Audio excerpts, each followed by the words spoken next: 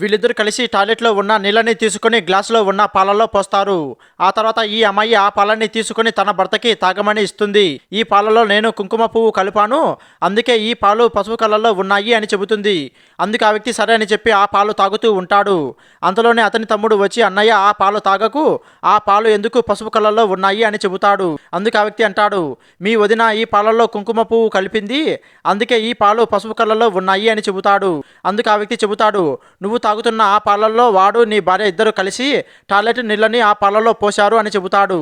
అందుకు ఆ అమ్మాయి అంటుంది, మీ తమ్ముడికి నేనంటే ముందుగానే ఇష్టం లేదు, అందుకే నీ తమ్ముడు నా మీద నిందలు వేస్తున్నాడు అని చెబుతుంది. అందుకు ఆ వ్యక్తి అంటాడు, నా తమ్ముడు ఎలాంటి వాడో నాకు బాగా తెలుసు, నువ్వు చాలా మంచిదానివి అని అనుకున్నాను, నాకు పాలల్లో బాత్రూమ్ నీళ్లు పోసుకొని నాకు తాగమని ఇస్తావా, నువ్వు చాలా చెడ్డదానివి, వెంటనే నువ్వు నా ఇంట్లోంచి వెళ్ళిపో అని చెప్పి ఆ అమ్మాయిని తరిమేస్తాడు.